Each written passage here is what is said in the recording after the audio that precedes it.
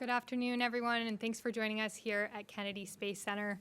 I'm NASA Press Secretary Jackie McGinnis, and we're joined today for an Artemis update by NASA leadership and our Artemis II crew. They just got a first look at the spacecraft that will take them to the moon. And unfortunately, we only have 45 minutes today for this briefing, so we'll try and keep it short. Joining us, we have NASA Administrator Bill Nelson, Deputy Administrator Pam Melroy, Associate Administrator Bob Cabana, Associate Administrator for the Exploration Systems Development Mission Directorate, Jim Free, Artemis II Commander Reed Wiseman, Pilot Victor Glover, Mission Specialist Christina Cook, and Mission Specialist Jeremy Hansen.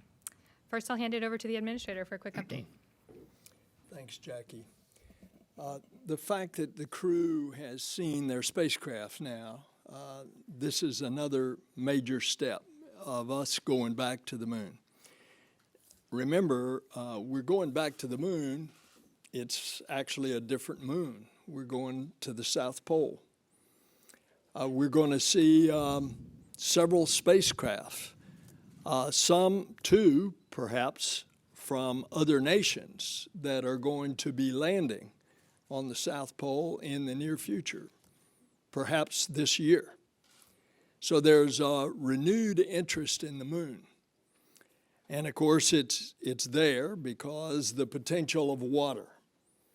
And if there is water in enough abundance, then you have the potential for hydrogen and oxygen, which would fit in very nicely with why we're going back to the moon this time after a half century. We're going back to learn to live in a deep space environment for long periods of time so that we can go to Mars and return safely. Now, along the way, there are going to be several scientific excitements, the development of new tools, the development of new implements, the development of new procedures, all of which it's in this Moon to Mars program. And that's the goal. We're going to venture out into the cosmos. We go back to the moon this time in a different way. We go back with commercial partners. And we go back to the moon with international partners. You should have seen the reaction when Reed brought the crew to Ottawa and they were in front of the Parliament. Or you should have seen Jeremy in his 10-gallon hat at the largest rodeo in the world in Calgary, Alberta. There's an excitement there that I can tell you that's quite exceptional as an international mission. You should see the fact that moi, having just returned from South America, 3 countries, Brazil, Argentina, and Colombia, no hesitation about the president of those countries receiving our NASA delegation. And not only excitement, but enthusiasm of presidents that amazed our U.S. State Department embassy staffs that would accompany us. There is this excitement in the international community. And of course, all along in the science that we're going to discover things just like I say about the James Webb Space Telescope, we're going to answer questions that we don't even know what the questions are right now. But I remember back on the 60th anniversary, they had me go to Houston 60 years to the day, and Rice University was having this celebration. And it was in the same place that President Kennedy spoke to an audience in that Rice Stadium. This was, a long time ago, but he said he had already declared in a speech to the joint session of Congress about a year earlier. In the meantime, John Glenn had flown, so we knew we were on our way. And Kennedy went there and he said, "We go to the moon not because it's easy, but because it's hard. And space is hard. And there are those discoveries in overcoming this very hard environment that are going to fill us and our nature as discoverers and as adventurers."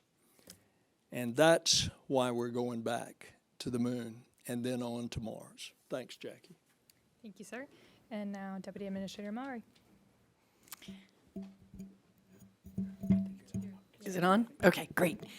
It is really a thrill for Bill, Bob, and I to be here with the Artemis II crew to see their flight hardware. I think it brings back happy memories for the three of us of seeing our flight hardware, but also a shiver down our spine as we step forward into the next chapter of our destiny in human spaceflight.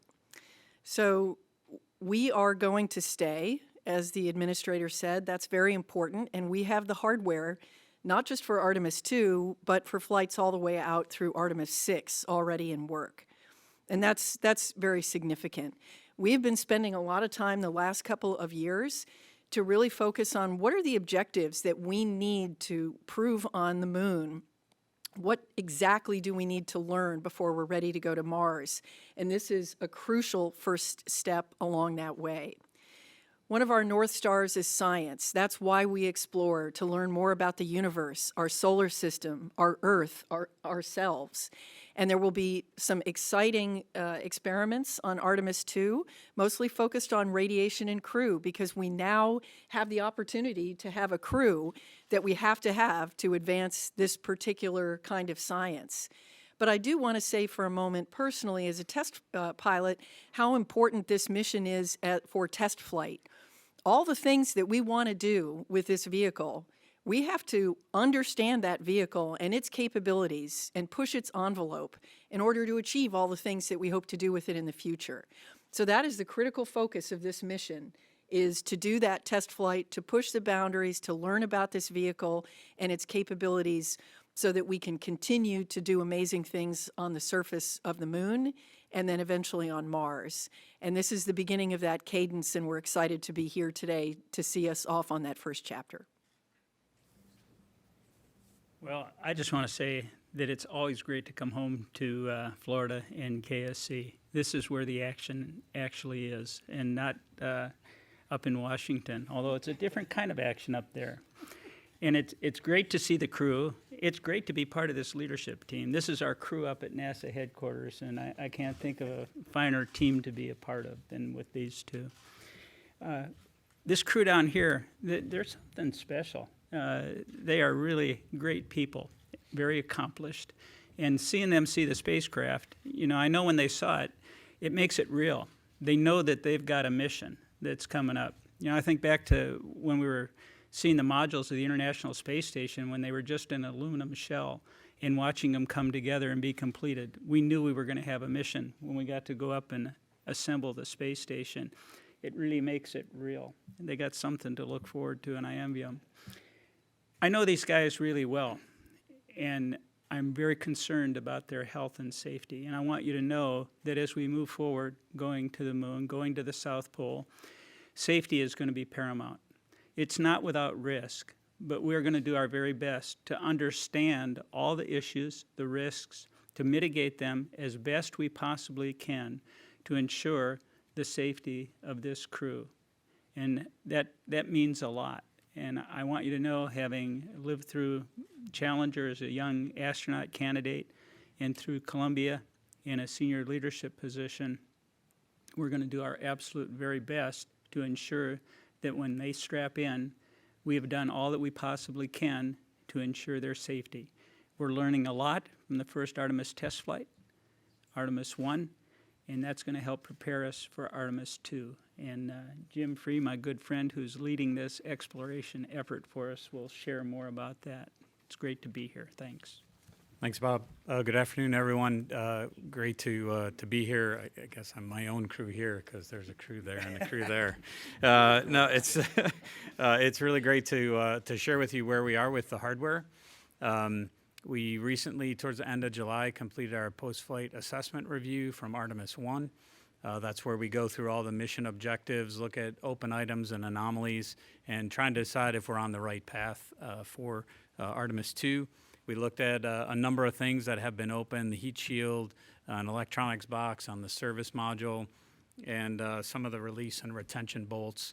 Probably the highlight things, I think we have plans forward with all of those. We still have to get to root cause before we get to flight rationale. So to Bob's point about safety, that's one of the things we need to get through. As far as overall, we're still working towards the end of November for 24 for Artemis II. That's critical to stay on that path. It's this balance of pushing hard but maintaining the right philosophy of not pushing too hard, if that makes sense to you. But I think to us up here it does, because we still need to press and get our missions on a cadence where we're doing the exploration around the moon and on the surface. This is a great first step for us, but we do need to be vigilant and care about the people going on these missions. We do have a number of weeks of risk to that date. The crew module is the critical path right now. We have to get the crew module assembled and tested and then mated with the service module, then turn it over to the ground system folks here for processing. The exploration ground systems team here continues to push towards a mid-November roll of the mobile launch tower out to the pad to do some verification and validation tests of all the systems that have been upgraded and repaired since Artemis I, and they're on a good path to the 16th. They completed a couple weeks ago the repair of the cable that holds up the crew access arm. So that was a big change. We were originally going to roll out on the 1st, but that was one repair we had to make. Orion, I talked about the crew module already. I'm sure it was great to see inside that for the crew. The service module was handed over from our European service module partners and the European Space Agency in June.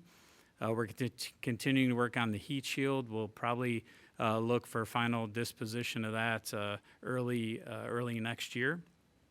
The Space Launch System, all the hardware is here right now except the core stage. We're holding the core stage back in Louisiana for some repairs that we need to make to one of the downcomers, and that'll probably be shipped in the November timeframe. There's no impact to the overall critical path or anything for stacking, which will probably start in the February timeframe of next year. From a flight ops perspective, obviously the crew training is well underway. The landing and recovery team, which is part of the ground system group here at Kennedy, did the underway recovery test number 10 last week, which included a night recovery. And I know the crew got to see the team in San Diego before they put to sea. We're really not working major issues right now. We have some of the dispositions I talked about, but I think we're on a good path, and I want to stress that vigilance piece. I tell everybody, and I think I sat here at this table and said Artemis I was a great mission. We learned so much from it. The success was incredible. The only thing that carries over from that mission is the engineering.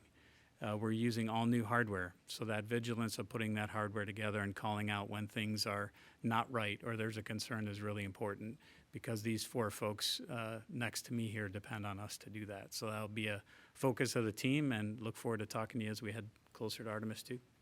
Reed? Awesome. Thanks, Jim. We made it to Kennedy. This is awesome. I'll speak on behalf of Victor, Christina, and Jeremy, and then we'll get into some questions. But we're fired up. It's a great day yesterday when you walk around the corner at the Neil Armstrong Operations and Checkout Facility, and there's your spacecraft that you're going to ride in. The ship, as they call it over there. And we got to look inside and hang out, and it was really quite fascinating. We've been busy since April 3rd. It kind of started with a bit of a media blitz, but then we got down to work. We've been studying spacecraft systems at the Johnson Space Center. We have gone out to Denver to visit with the Lockheed facilities out there and meet the engineers that are working on the vehicle, from the software, controls, and displays. As Jim said, we were out in San Diego working with our beloved United States Navy and the rescue and recovery forces that are working alongside NASA. And now here we are for our first visit as a crew to Kennedy Space Center. I think I want to touch on just two quick things. First, we get asked often what the measure of success for Artemis II is.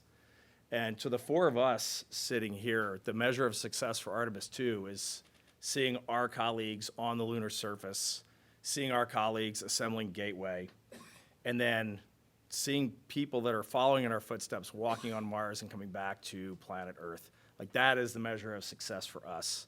Artemis II is the tiniest footnote in the Artemis campaign, and that is really what we believe. And every day that we go to work, we're looking at this vehicle for the future. We're not looking at this vehicle for Artemis II, and that means a lot to us. The other thing that I wanted to say, because it's really struck us, is we hear about the hardware, and it's real. Most of you saw it this afternoon with the spacecraft. Those that have been to Michoud have seen the booster. Out in Utah, our solid rocket booster segments are getting ready to be shipped down here for stacking. But as we go around and see the hardware, the thing that blows us away is the quality and the youthfulness of the people that are working on this program. These Americans, these Europeans, our Canadian allies to the north, when you get in these small rooms of 15 to 20 people and you see not only how hard they're working, but how motivated they are, how excited they are to be a part of this every single day. I wish every American, every Canadian, every European, everyone that's a part of Artemis, I wish they could just go see what we get to see, the quality of these people. It is totally awesome. Thank you. Thanks, Reed. And now we'll take your questions. For those of you joining us on the phone, you can press *1 to join the queue. And for those of you in the room, if you could wait for the mic to reach you. First, we have a question with Marcia Dunn with the AP. Marcia Dunn, Associated Press. Maybe for Mr. Free, or I don't know. What's your working target date for Artemis 3? Is it still late 25? And for Artemis 2, is there any thought being given to upgrading to a real orbital flight? And if not, why not? And maybe you could tell me if that adds so much more complication that you wouldn't even want to try it, Reed. I don't know. But those are my questions. Yeah, so for Artemis 3, we're still working to our contractual dates with everyone, which is the December of 25. We did receive a updated schedule from SpaceX that we're looking to get some more detail on. We were at Starbase a couple weeks ago and really spent some time going through their major milestones to the Artemis 3 mission, which includes a prop transfer mission as well as the uncrewed demo. So really kind of sharing our philosophy, their philosophy, where they are with the hardware, trying to understand their schedule some more. So I think we'll look at that and update around that in the near future after we have some time to digest it. But what we're holding all the contractors to is that December of 25 date. We may end up, flying a different mission if that's the case. If we're have these big slips out, we've looked at can we do other missions if the possibility exists there. But right now we're still trying to look at their schedule.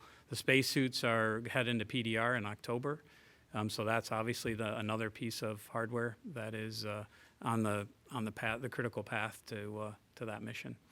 As far as why not do an orbital mission? I think this mission was designed with safety in mind. So we're going to spend that 24 hours in Earth orbit. That was the first gate of can we get all the systems checked out before we're committed to go to the moon. So that was the first aspect of safety. The second was what can we do to make sure that we can get the crew home safely, even if we lose all the propulsion capability on the Orion main engine. So we're going to do that burn and do the lunar gravity turn so we don't have to take that risk. So everything about risk, even the crew size, we try and focus on what's the right crew size for all the tasks that we have to do versus the risk that we put them at to fly the mission. No. don't know if you want to address The only thing I'll add is every day I go to work, Jeremy tells me that we're putting this thing into low lunar orbit, and I keep telling him, no, we are not, because we are doing the highly elliptic orbit using the interim cryogenic propulsion stage, and our TLI will be done on that European service module built by Airbus, and we're going to use our prop there. We're going to use it smartly. I look at this mission profile as 3 orbits of Earth, and I really like the way we build on it. Our first orbit is 1,200 nautical miles. We get that first 90-minute checkout of spacecraft systems, and if there's something that our mission control teams in Houston don't like, we come home. And then we do that big, highly elliptic burn, and we go out to 38,000 miles, which we're going to be glued to the window at the apogee on that one. But that gives us our 24-hour return capability, and if everything's looking good, we do our TLI burn, which is also our deorbit burn, really, and then we do a few course corrections on the way out and the way back. So I really like the way safety is built into this mission profile, and I don't think we're going into low lunar orbit on this one. Thanks all. Tom Costello with NBC, here in the middle.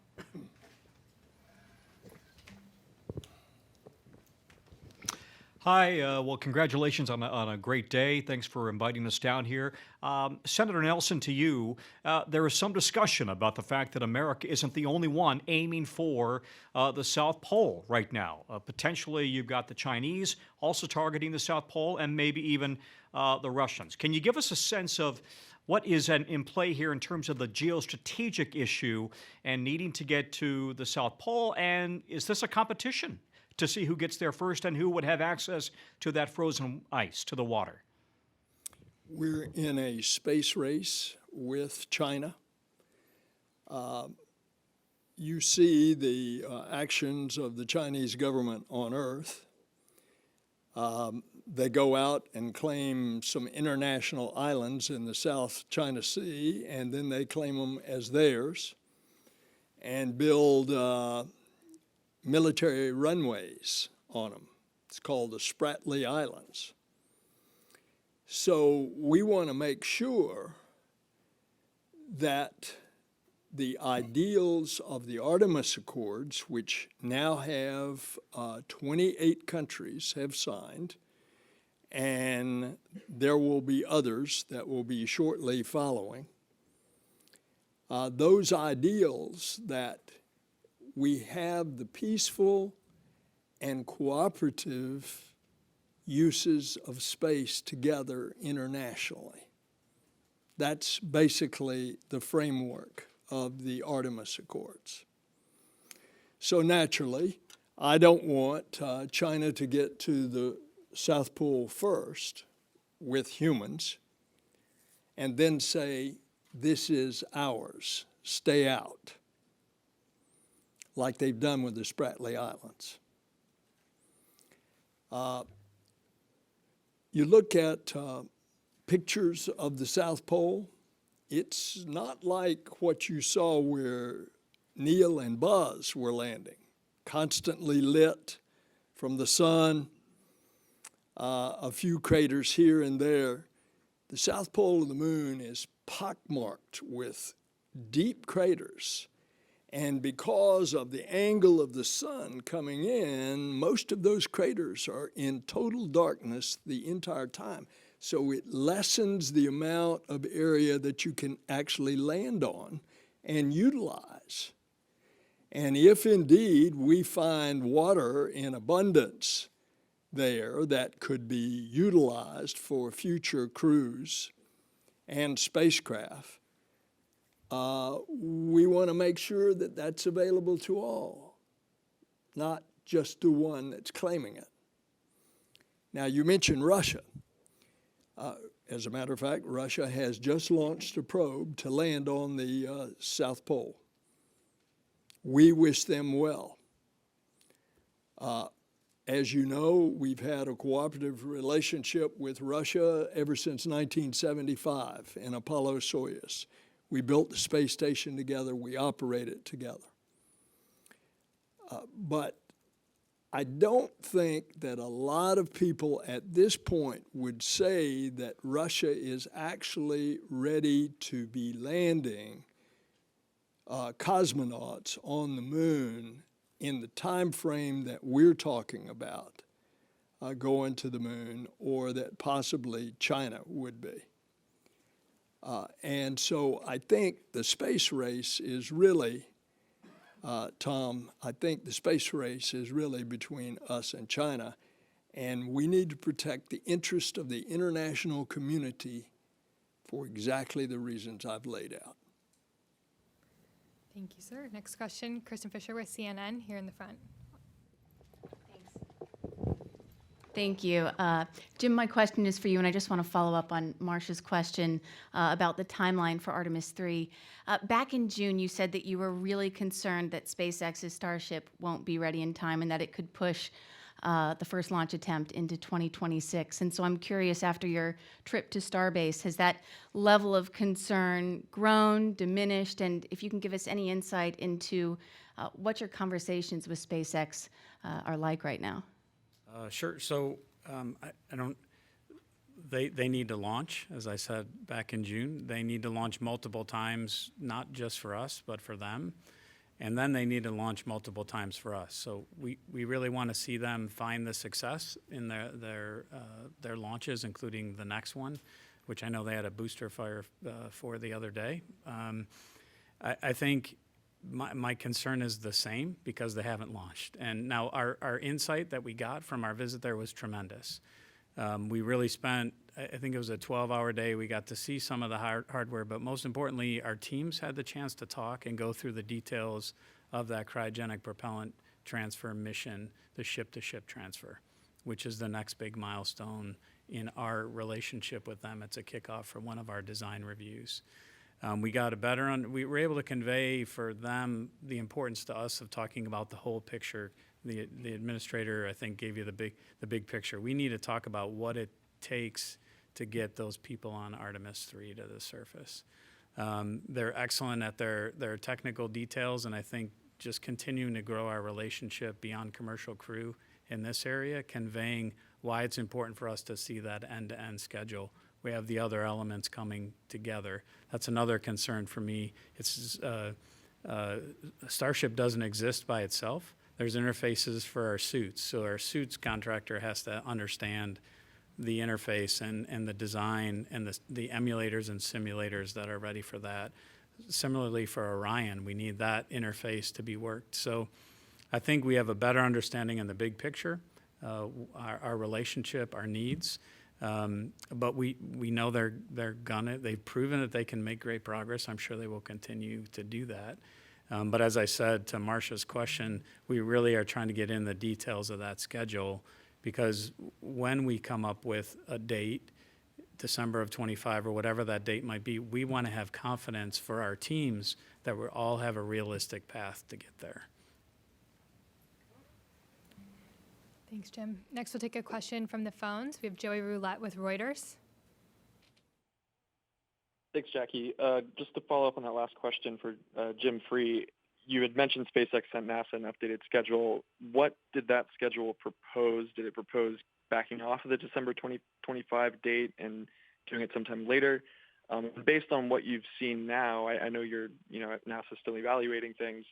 What do you think is a realistic date for that mission, based on what you know now? Thanks. Thanks, Joey. I think my mom's probably watching this and she'll say, never did I think that Jim would get more questions than the astronauts on the panel. I think our teams are really trying to understand. I'm not going to give you a date, Joey, because our teams are trying to understand what are those trades. So we obviously have to go through a contract change when we make this, because we had a contractual date with SpaceX. And we need to understand where the pressure points are that they have, where our needs are with some of the emulators, simulators, and interfaces that I talked about, and then decide what's the realism of that. We don't want to kind of zero margin schedule. We have to understand what the margin is in all of this. So in order to do that, our teams have to interact. That meeting at Starbase I talked about was one of many. And then I think we'll come out in concert with the leadership team of the agency and say, hey, here's where we think it's realistic, what that date is. Thank you very much. Next question here in the middle.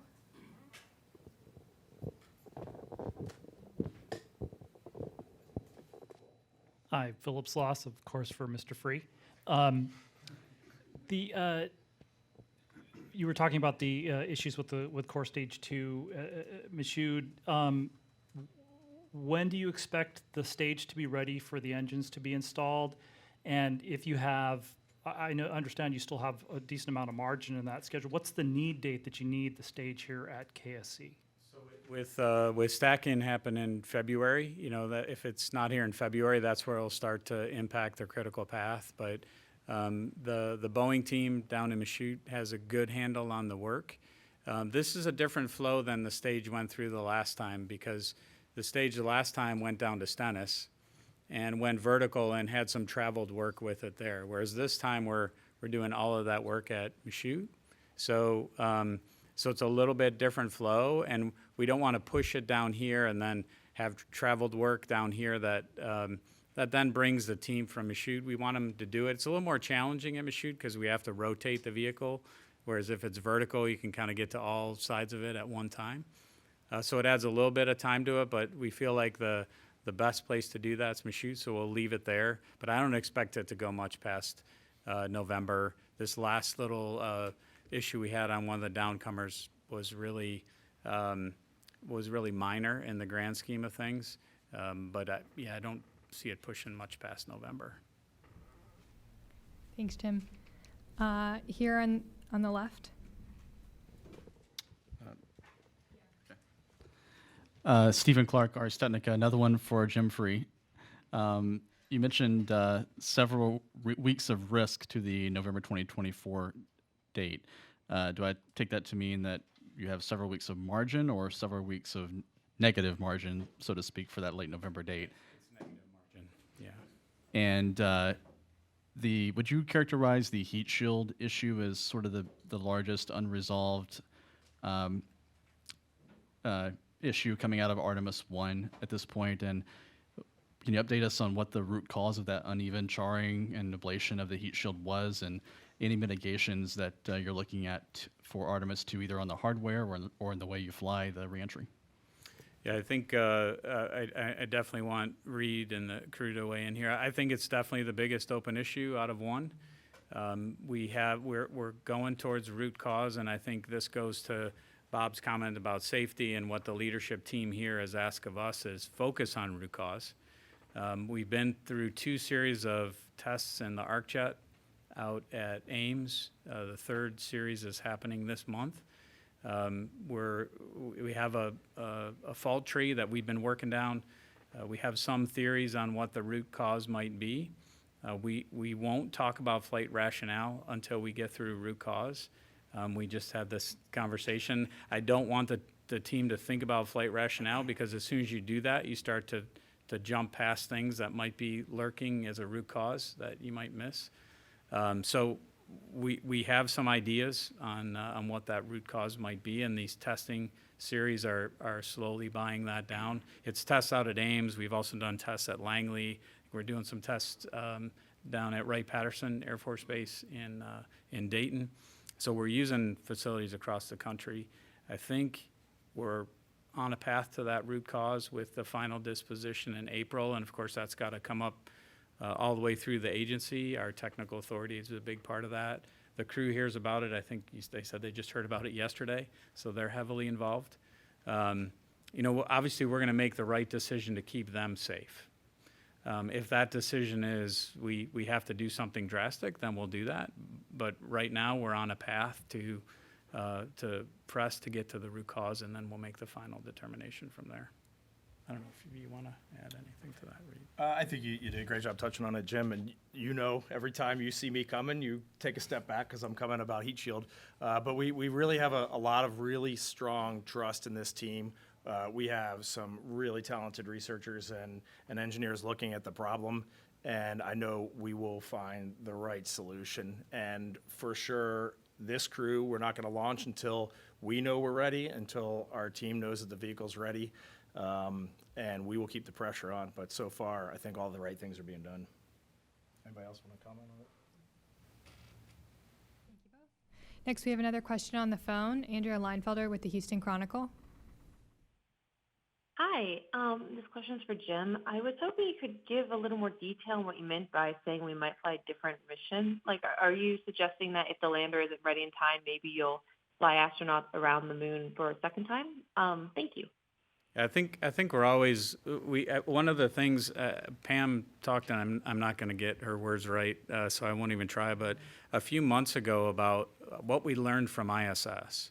I think one thing we learned from ISS is to make sure we're flexible, so we keep human spaceflight viable. And one of the things that ISS did was really look at the assembly sequence as hardware was available and it wasn't. I think it's incumbent upon us to do that. That's what I was referring to, is we're trying to look at all the missions we could fly to keep learning. We may fly 2 and want to fly a different mission for 3 because we want to understand how the system works better. I don't want to look at it as a negative of, hey, we might not fly 3 the same way. For me, it's continuing to learn to do exactly what Reed said, so that eventually we're putting humans on Mars. We're not going to accomplish everything in one mission. We shouldn't expect to. What we should do is expect to fly it safely and advance our cause of understanding, to do our science, but cause of understanding of our vehicles and systems. Thanks, Jim. We have another question on the phone from Sarah Derry with Radio Canada.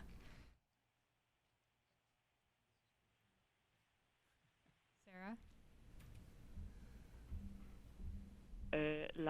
Le vaisseau Orion, comment ça s'est passé aujourd'hui? Peut-être un mot sur ça, s'il vous plaît. I'll say a couple words in French and then in English so it's understood here as well. But pour moi, c'était incroyable de voir la capsule Orion pour la première fois.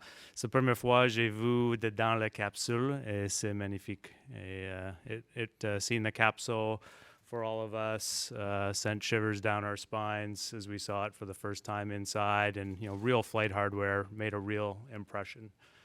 And something that kind of stood out for me over the last couple months as we've been getting into the systems, digging in deeper to the systems, is that I already knew going to the moon was hard. Administrator, you talked about it. Kennedy talked about it. That's why we're doing it. I already knew it was hard, but boy, it's harder than I thought. As I start to look at all the systems and all the people trying to get to the solutions that we need to really get to the moon and get back and still be breathing when we land in the Pacific Ocean, it makes an impression. And when we're talking about timelines and stuff, what's so obvious to all of us behind the scenes when we see it day to day is the success is not in the final solution. It's not in the touchdown or the launch date. The success is in the learning that's happening like right now. Like learning is happening right while we're sitting here in stuff that is going to serve us on our ultimate objective, which is to get to Mars. Here on the right, you to say? Yeah, J.D. Gallup with Florida Today, USA Today. Just a quick question. You talked about training and testing. What do you guys do to relax? What are you doing to kind of mentally prepare for going on this mission?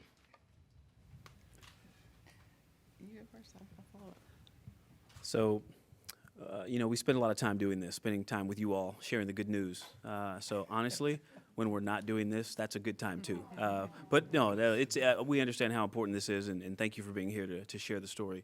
But I have a family. I'm a husband and a father, and just the time that I get to spend with them, and they understand how hard we're working to make this successful. And so just being able to be home and truly relax, that is a win in and of itself. So it's great to be here, but it's also going to be great to get back home.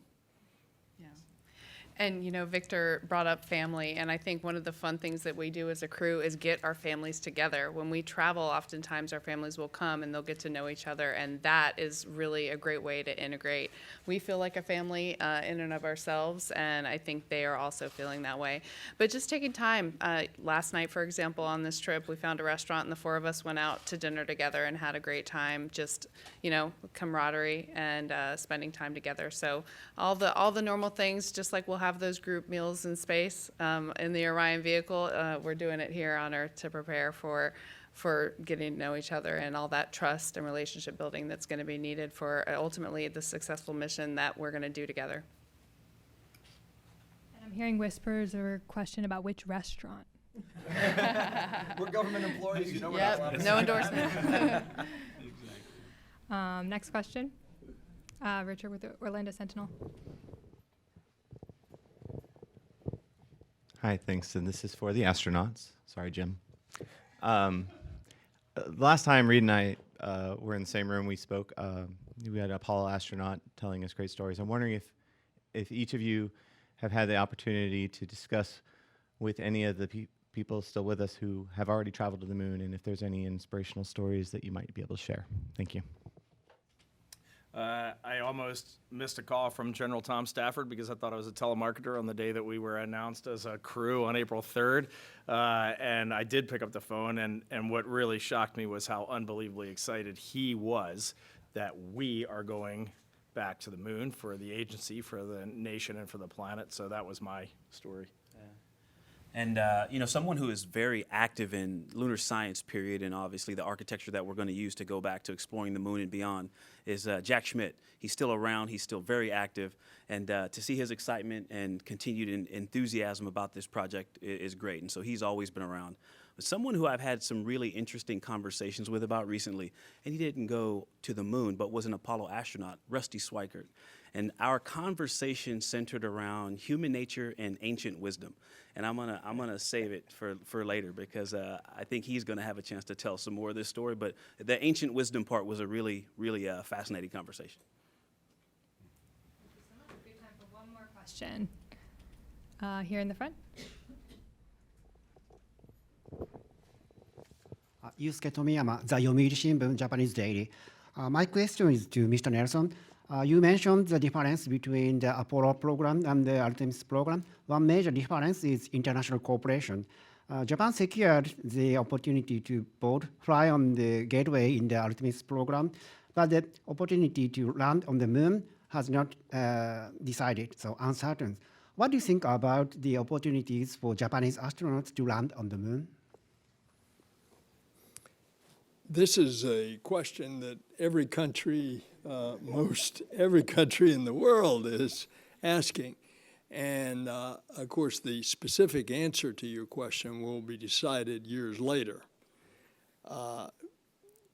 Thus far, those countries that will be represented by an astronaut going to the Gateway have participated in the planning and will participate as part of the Gateway, which is the mini outpost or space station that will orbit the moon. The question about landing on the moon is to be determined. Obviously, it will be as a result of a participation.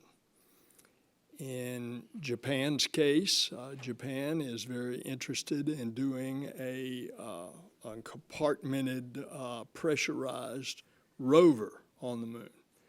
That would certainly be a part of the consideration, but other nations are doing the same kind of planning for the future as well. So even though we have a U.S. ambassador in Japan named Rahm Emanuel who constantly is asking me on behalf of the Japanese government these questions. Nevertheless, that's going to be determined some period in the future. All right, thank you all so much. Unfortunately, that's all we have time for today. I know we had a lot of outstanding questions, so please feel free to reach out to us in the NASA newsroom. You can learn more about NASA's Artemis missions at nasa.gov/Artemis, and I hope you have a great rest of your day. Thanks.